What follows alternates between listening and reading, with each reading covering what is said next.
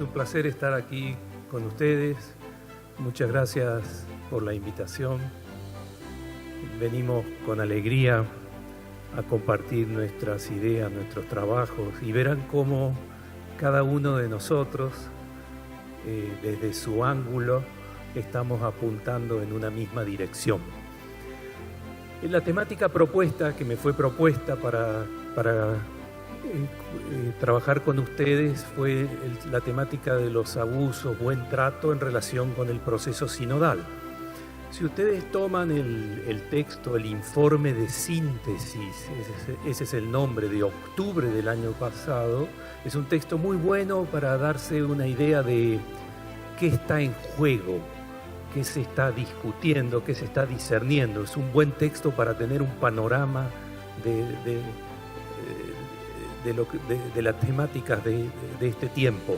Y si buscan con un buscador de palabras, con la palabra abusos o víctimas, encontrarán no tanto un capítulo desarrollado sobre esta temática, pero sí mucha información al respecto sobre esto.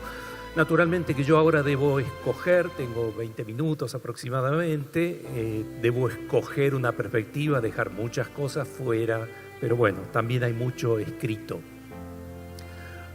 Voy a dar estos 3 pasos y voy a hacer con ustedes un trabajo tanto desde el punto de vista metodológico. Me interesa mucho poner de relieve esta forma de abordar los problemas, como desde el punto de vista del contenido, coincidiendo con palabras análogas al planteo que se ha hecho aquí. Y voy a dar estos 3 pasos. El primero, describir una nueva. Cuando uno pone nueva, tiene que ponerlo entre paréntesis porque hay pocas cosas nuevas, nuevos acentos, etc. Una nueva forma de proceder cristalizada en el Vaticano II. En el segundo momento voy a analizar brevemente un núcleo sistémico, después verán de dónde provienen esas palabras, específico de la Iglesia Católica, desde la investigación científica actualmente disponible. Ya veremos de dónde sale eso. Y el punto tercero, haremos el salto a la reflexión propiamente teológica, y lo que me va a interesar mostrarles es la coincidencia muy importante para la temática a la cual estoy hablando con ustedes, muy importante, entre la investigación científica actualmente disponible y los análisis teológicos que tienen, como han visto ustedes esta mañana, en las reflexiones de esta mañana, un gran consenso en la comunidad teológica. Empiezo entonces con el número 1. Tienen aquí un párrafo de la encíclica Laudato Si de Papa Francisco. Y uno podría preguntarle a Francisco y a la teología que está detrás de él, ¿cómo se afronta una crisis? O incluso, ¿cómo se hace teología a la altura diríamos así, del Vaticano II y de nuestro tiempo? Fíjense cómo argumenta este texto. Es el número 15 de Laudato Si. Espero que esta carta encíclica, que se agrega al magisterio de la Iglesia, nos ayude a reconocer la grandeza, urgencia, hermosura del desafío que se nos presenta. En primer lugar, fíjense cómo va a proceder. Haré un breve recorrido por distintos aspectos de la actual crisis ecológica, ¿no? Pero uno podría decir, para cualquier crisis o simplemente para afrontar la vida ordinaria de la Iglesia, con el fin de, asumir los mejores frutos de la investigación científica actualmente disponible. Esta es una tarea esencial para un teólogo o una teóloga de nuestro tiempo cuando estudia un tema. No es un momento, no es un momento extrateológico, preteológico. Es un momento de la argumentación teológica. Más aún, es un momento en el proceso de la reflexión de la fe. Quien piensa su fe en el contexto de su tiempo debe incluir los mejores frutos de la investigación científica actualmente disponible en el campo de su debate, en el campo del tema que está estudiando. Y entonces realizar esto, dejarnos interpelar por ella en profundidad y dar una base concreta al itinerario ético y espiritual, como se indica a continuación en el texto que desarrolla. Y por eso, fíjense, es a partir, primer paso, es a partir de esa mirada, retomaré algunas razones que se desprenden de la tradición judeocristiana. Vean cómo está procediendo el Papa. Primero, los frutos de la investigación científica actualmente disponible. Y a partir de esa mirada es que se produce allí un encuentro con la tradición judeocristiana, a fin de procurar una mayor coherencia en nuestro compromiso con el ambiente. Aquí el Papa en una entrevista reflexionó más sobre esa temática, pero no me interesa más detenerme allí, ¿no? Y vean por qué les digo que esta nueva forma de proceder se cristalizó en el concilio, particularmente en la encíclica Gaudium Spes. Allí hay varias novedades y una de las más importantes para el conjunto de la obra conciliar es el número 44 de Gaudium Spes, donde se destaca no lo que la Iglesia aporta al mundo, eso está en 2 números anteriores, sino lo que la ayuda, el título, la ayuda que la Iglesia recibe. Y fíjense, la ayuda que la Iglesia recibe del mundo actual. Se formula allí el principio acerca del aprendizaje que la Iglesia realiza gracias a la ayuda de quienes, fíjense el texto, sean o no creyentes. Esa expresión fue debatida en el debate conciliar y algunos padres conciliares decían, no, el verdadero perito, textual, el verdadero perito es creyente. Y los redactores del texto dijeron, no, nosotros para darle a la Iglesia la adecuada figura histórica para nuestro tiempo, necesitamos la ayuda de gente, la ayuda externa, digamos, sean o no creyentes. Fíjense, ¿no? Con quienes conocen a fondo las diversas instituciones, disciplinas y comprenden con claridad la razón íntima de todas ellas, ¿no? Por eso, y aquí está el argumento, ¿por qué? Por disponer de una estructura social visible, la Iglesia Católica puede enriquecerse, de hecho se enriquece con la evolución de la vida social. Fíjense, el creyente, el teólogo, la teóloga, tiene que entender la evolución de la vida social, porque desde ese ángulo brota una luz, una claridad, una lucidez que el creyente no puede encontrar en otro lugar, ni siquiera en la Biblia. Le llega un dinamismo del espíritu, le llega una palabra de Dios no dicha, gracias a la ayuda de quien, siendo creyente o no, conoce cómo funcionan las instituciones, las comunidades, las sociedades. Y las razones y el objetivo, fíjense, en Gaudium Spes 44, no porque le falte a la Iglesia la Constitución que Cristo le dio, le falte algo esencial, y fíjense, sino para conocer con mayor profundidad esa misma Constitución de la Iglesia, para expresarla de forma más perfecta, para adaptarla. Por eso el creyente, el teólogo trabaja necesariamente por razones teológicas con todas las ciencias humanas, sociales, etc. Y si no puede ser un experto en política, economía, sociología, filosofía, periodismo, debe trabajar en equipo. El que quiere hacer teología, reflexionar la fe a la altura de su tiempo, necesita un trabajo comunitario, porque ya no puede responder a su objeto de manera individual. De aquí, fíjense, y acá doy el salto al tema de los abusos, es que Como ha dicho un comentador no lo cito, pero en artículo se lo puedo pasar, un comentador de literatura de Los Ángeles ha dicho: tenemos, no solo en la iglesia, sino una nueva clase de literatura cívica, dijo él. Estos son informes, yo les he subrayado los países, son informes suscitados en los últimos años en Estados Unidos, en Australia, son los principales, pero por supuesto no los únicos, en Alemania, en Chile, en la Universidad Católica, o en Francia, en octubre de 2021.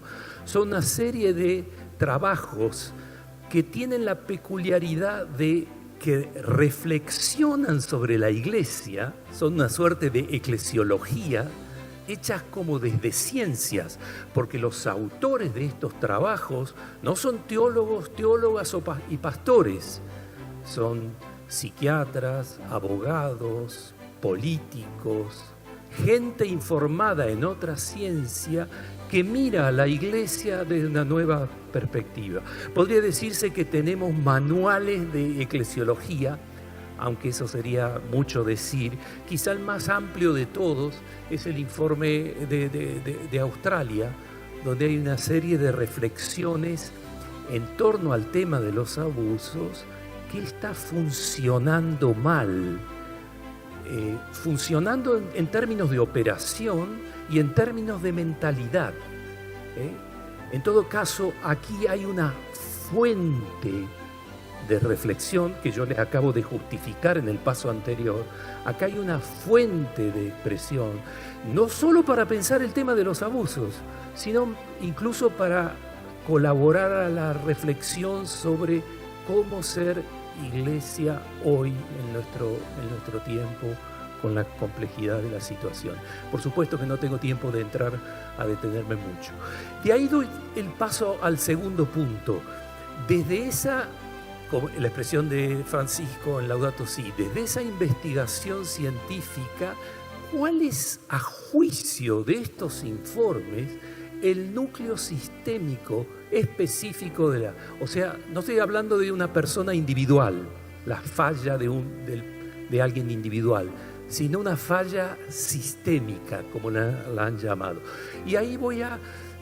Este es un capítulo del informe australiano donde afronta un montón de asuntos a reflexionar en relación a la temática de los abusos, ¿no? Lo que dice fundamentalmente es que hay una combinación de factores en la iglesia que deben ser representados, y coincidiendo con el diagnóstico de Francisco, le otorga un rol muy importante. En el caso del informe australiano, otros tienen otros matices. En el caso del informe australiano dice que si tiene que elegir entre uno de los factores contribuyentes que han favorecido los abusos y su encubrimiento, dicen el informe australiano, que tiene 17 volúmenes y uno de 900 páginas sobre la Iglesia Católica. Dice, la temática del clericalismo sería eso, ¿no?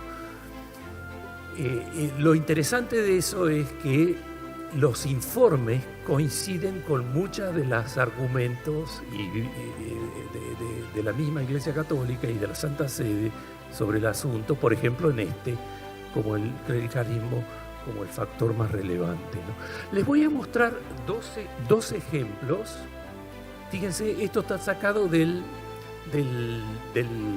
informe alemán de 2018, que fue el informe que dio origen al camino sinodal alemán, este informe de abuso. Los diversos estudios procuran sacar a la luz lo específico de esta institución, porque abusos hay en todas las instituciones, ¿no? En el deporte, y etcétera, en cualquier ambiente de trabajo, ¿no? Lo específico, diverso a otros, ¿no? Y entonces dice el informe alemán, asumido este diagnóstico que estamos con algo sistémico y no solo con fallas individuales, se trata de precisar las características estructurales de la Iglesia Católica que favorecen el abuso. Estaba hablando aquí de menores, pero es en general, o dificultan su riesgo específico.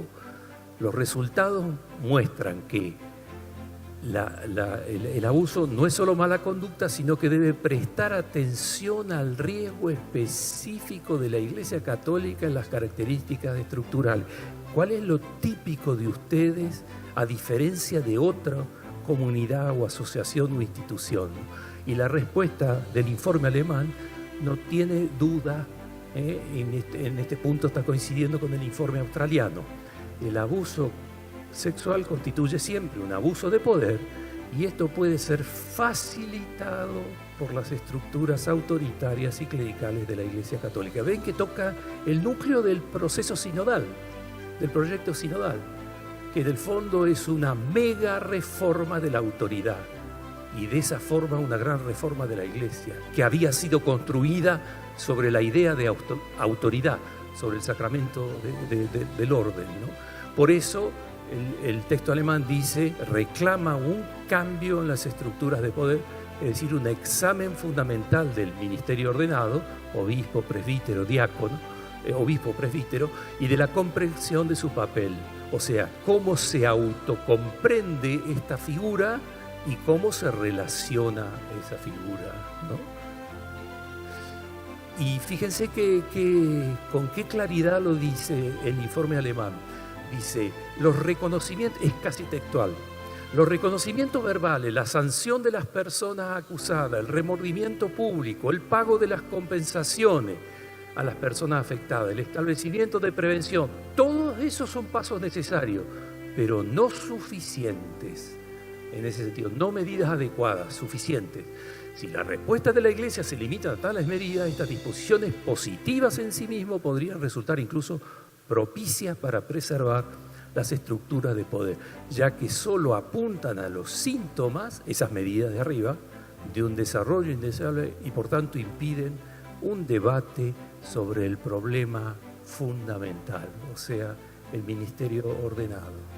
Una reforma de la autoridad, cómo se autocomprende y cómo opera en la Iglesia. Una de las tareas centrales de la reforma del Vaticano II, por lo que hemos oído acerca de la palabra de Dios, ¿no? Y les pongo un segundo ejemplo, esto está sacado del informe australiano, fíjense qué claridad de las expresiones. Los poderes de gobierno, es textual, que individualmente tienen obispos diocesanos y provinciales religiosos, no están sujetos a controles y equilibrios adecuados, donde no hay, lo sabemos en las sociedades modernas, derechos humanos y legislación, ¿no? Donde no hay controles y equilibrios adecuados, hay abuso. Así de sencillo. No hay separación de poderes, típica de las sociedades políticas, ¿no? El surgimiento de la democracia, ¿no? Que es cómo limitar el poder del monarca, de quien preside, ¿no? Precisamente por razón de derechos humanos, ¿no? Y los aspectos ejecutivo, legislativo y judicial del gobierno se combinan en la persona del Papa y los obispos diocesanos. Acá hay un tema mayor que requeriría un extenso estudio porque uno no se trata de copiar la sociedad civil, política, democrática, en fin, ahí hay un asunto complejo, pero hay un asunto. Los obispos diocesanos no han sido suficientemente responsables ante ningún otro órgano por su toma de decisiones, manejo de denuncias. No ha habido ningún requisito para que sus decisiones sean transparentes o estén sujetas al debido proceso, derecho, ¿no? Las consecuencias trágicas de esta falta de accountability, transparencia, rendición de cuentas, se han visto en las fallas. Fíjense qué diagnóstico, ¿no? Se trata de un diagnóstico. Pero, y este es el último paso que quiero dar, es que quiero mostrarles, aunque ya se desprende de las conferencias que hemos escuchado antes, que ese análisis científico-social coincide con la perspectiva teológica, que es lo que hemos estado trabajando esta mañana del proceso sinodal. El proceso sinodal va precisamente al punto central de la problemática. no es que puede ayudar, no, va al centro de la temática que han planteado el informe alemán y el informe australiano. En este sentido, fíjense, es lo que han estado hablando esta mañana sobre el giro copernicano, ¿no? Que sustancialmente, como lo han descrito Rafael y Serena, tiene que ver con esta nueva autocomprensión de la Iglesia, de un modelo que viene mucho tiempo atrás, que se ha sedimentado en la Iglesia, en la legislación, en la espiritualidad, etc. Por eso es una reforma de gran alcance, es profunda, requerirá tiempo, ¿no? Y fíjense, y esta es otra manera de decir, siempre los teólogos y las teólogas estamos a la búsqueda de expresiones que digan de la mejor forma para entender el problema y el camino de solución, ¿no? Fíjense, esto está tomado de un autor, Hermann Pottmeyer, un teólogo alemán que ya tiene más de 80 años, que escribió un libro sobre el papado. Fíjense la claridad de la radiografía. Ha caracterizado el modelo de iglesia heredado y que está en proceso de reforma, ese es el proceso sinodal. Uno podría caracterizarlo así, de la prioridad de la Iglesia universal sobre las iglesias locales. ¿Qué estamos haciendo ahora? Sin opacar esto, queremos subrayar esto. Y ese es el proceso. Estamos en un proceso de reafirmación de las iglesias locales. El modelo heredado tenía una prioridad del ministerio ordenado por sobre la comunidad. Como hemos escuchado esta mañana, precisamente lo que estamos reflexionando ahora es cómo este ministerio ordenado de presidencia legítimo se inserta al interior de una comunidad. Cómo el presbítero se autodescubre como uno en una comunidad, ¿no? Que en este proceso estamos resaltando esto, no negando esto, sino integrando a este sujeto al interior de una comunidad. La prioridad de la estructura monárquica del ministerio por sobre la estructura colegial, el tema del episcopado, ¿no? Conferencia Episcopal de Venezuela. Eso como temas así importante tiene pocas décadas en la historia de la Iglesia en esta intensidad, ¿no? Ahora es el momento de lo colegial, ¿no? De la prioridad del ministerio sobre los carismas. Mañana tendremos una reflexión sobre el tema de los carismas, ¿no? Y la prioridad de la unidad sobre la diversidad. Ese es el modelo heredado. Ahora estamos destacando la diversidad, ¿eh? Entonces estamos en una serie de dinámicas que han estado muy arraigadas, ¿eh? Aquí está el modelo de iglesia, fundamentado sobre el sacramento del orden, y aquí hay un modelo de iglesia fundamentado sobre el sacramento del bautismo, uno podría decir simplificando, ¿no? Y voy llegando al final. Fíjense cómo, recuerden lo que leímos del episcopado alemán, del informe australiano y del informe alemán. Vean esta frase de Avery Dulles, que hace un jesuita norteamericano que fue cardenal después, en un manual de eclesiología que se ha usado en Roma todo el tiempo. Fíjense, las actuales, está hablando del modelo heredado, las actuales estructuras de la Iglesia, especialmente en el catolicismo romano, tienen una impronta muy fuerte de las pasadas estructuras sociales de la sociedad europea occidental. Herbert Legrand, un teólogo francés, en la práctica permanece un modo de gobierno heredado de las monarquías europeas del siglo XVIII. El informe australiano o el informe alemán diría, eso te estoy diciendo. Fíjense cómo coincide la radiografía externa de ciencias políticas, sociología, psiquiatría, etcétera, con la teológica, ¿no?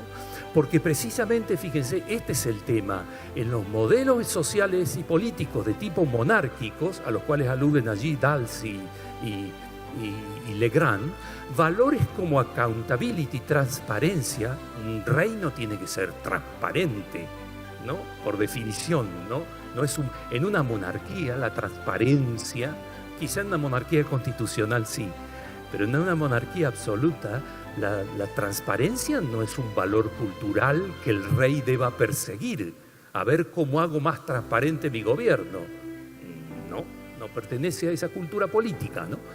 La transparencia en la toma de decisiones, la participación de ciudadanos en los procesos de consenso, la separación de poderes, los controles efectivos, son todas ellas realidades culturalmente extrañas. Es decir, nosotros venimos de una cultura eclesial para lo cual estos valores tan esenciales en la sociedad moderna nos son extraños. Nos son extraños y nos estamos sobreponiendo en ese proceso histórico, en ese movimiento, y el proceso sinodal está claramente en esa línea, ¿no? Por eso, fíjense, con este breve panorama teológico-cultural que he hecho con esos solo dos autores, pero que lo han descrito también Rafael y Serena, permite comprender por qué en la vida eclesial, incluso hoy, a todos los niveles, la responsabilidad, la transparencia, participación, consenso son marginales. Y esto es muy importante, dependen siempre y solo de la buena voluntad de quien preside, ¿eh? La participación en la iglesia hoy es una concesión de la autoridad. Coman ese caramelo. Es una concesión de la autoridad. Si hay consenso, hay diálogo, si hay mesas de conversación y discernimiento, bueno, esta persona es buena, consulta, ¿no? Ven, es una reforma profunda de la idea de autoridad. Y por eso tiene tanto que enseñarnos la modernidad. Aunque no reproduzcamos el sistema político, copiamos la iglesia. No, precisamente ya la copiamos con la monarquía. Y ahora estamos viendo sus insuficiencias, que son teológicas, pero que también están en los abusos. ¿Ven? Entonces los abusos no son el resultado accidental de un ocasional mal gobierno. Son intrínsecos a la estructura de la iglesia en el modelo heredado. Nos dirían, el modelo de iglesia de ustedes sí o sí es abusivo. La pregunta es solo dónde y cuándo, y quién, y quiénes, y quién es la víctima, ¿no? Por eso, fíjense, tan importante la reforma teológica y la reforma del sistema jurídico de la iglesia, de lo cual el profesor Borrás va a hacer algunas reflexiones hoy. Y creo que con esto termino, esta es la última. Y por eso, fíjense, vuelvo al tema teológico que desarrollaron a la mañana, de allí tan importante la reforma teológica en curso. Si no te importa por otras razones, que te importe por las víctimas de las múltiples formas de abuso en la iglesia. Abusos de poder, abusos de conciencia, abusos sexuales, abusos económicos, dice también el informe. Si no te convencen las ideas, que te convenzan las víctimas de este modelo. No es que en un nuevo modelo no va a haber abusos, pero nos están diciendo la investigación científica actualmente disponible y un consenso de los teólogos que la estructura heredada, esa relación asimétrica de poder en la iglesia, favorece el abuso y su encubrimiento. Por eso termino volviendo allí con el Vaticano II, la importancia de estas nuevas prioridades, ¿no? Se trata ante todo de la noción inclusiva de pueblo de Dios, que subraya la común pertenencia, etcétera, etcétera, ¿no? Es claro que esta nueva autocomprensión debe recorrer un largo camino, una constante revolución que permita revisar en la teoría y en la práctica organizacionales un modelo tan arraigado y determinante, junto a la revolución mental es necesaria una inseparable y coherente revolución institucional. Un montón de revoluciones. Gracias. Muchas gracias.